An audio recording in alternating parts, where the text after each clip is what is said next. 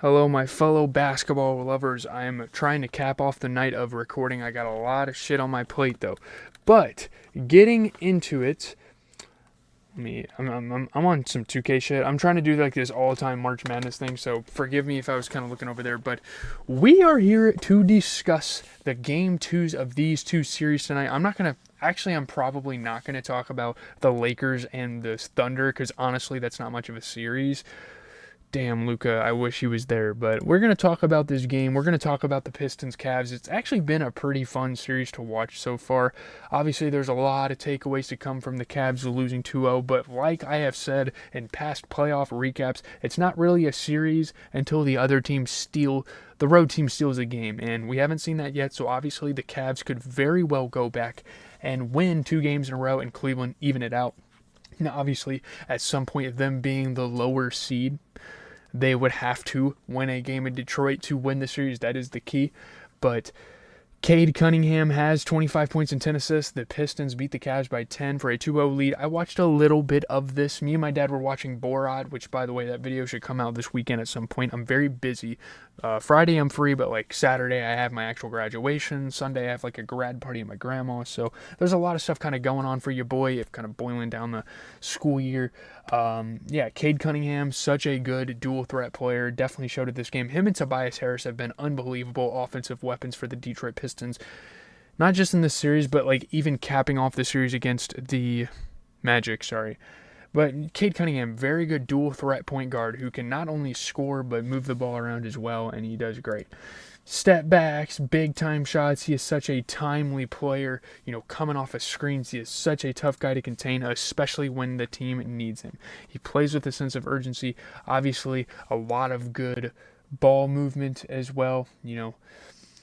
Duncan Robinson, very good catch and shooter. Guys like Oscar Thompson being very aggressive and attacking the rim and being able to kick it out. Dennis Schroeder moved the ball as well. I mean, there's some good ball movement. There's some good guards playing in the series with guys like Dennis Schroeder, very much a veteran, giving it to guys like Mobley. The Pistons just beat them. We'll watch the highlights here.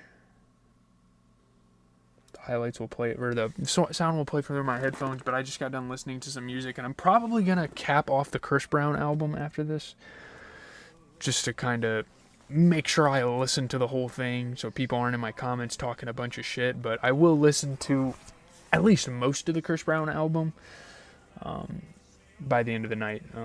It's just a lot of music though, I don't know. I need to actually do something on here real quick. I'm trying to look at the 2K roster. Like NBA Jordan era.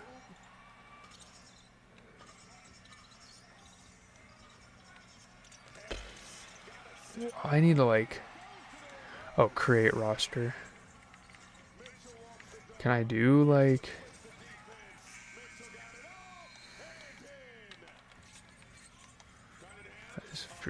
create a player's free agency? Oh yeah, well I guess. Whoa.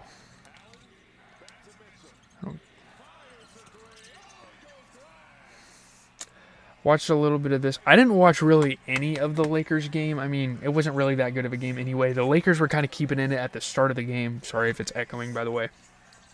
I did watch pretty much this entire game here. Like some background stuff going on, but this March Madness thing's kind of becoming a mess for me. I don't know what's going on.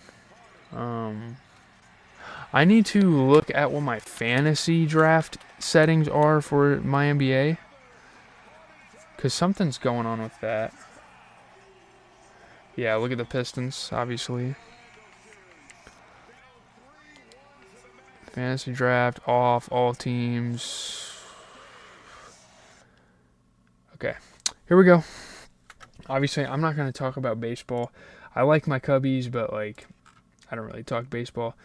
I mean, we can look in on them, I guess, if you guys want, but anyone here? No. Okay. Looking at the Cavs, they do lose this game. 22 points for Jared Allen, though. In the first game, he wasn't as efficient offensively, but this game he played really well, and he was able to grab a lot of rebounds. He went to the line. He was very aggressive. 10 points for James Harden. I mean, listen, I know he is known for a playoff dropper, and certainly he played like shit on the offensive end this game, but at least he was able to grab some rebounds. I can't fully blame this loss on James Harden, but oof. Pretty ugly game. 31 points for Donovan Mitchell. He wasn't the greatest offensive player in this game either, but at least he was hustling in all other facets. I mean, he's an unbelievable perimeter defender. He gets on the loose balls. He grabs a lot of rebounds.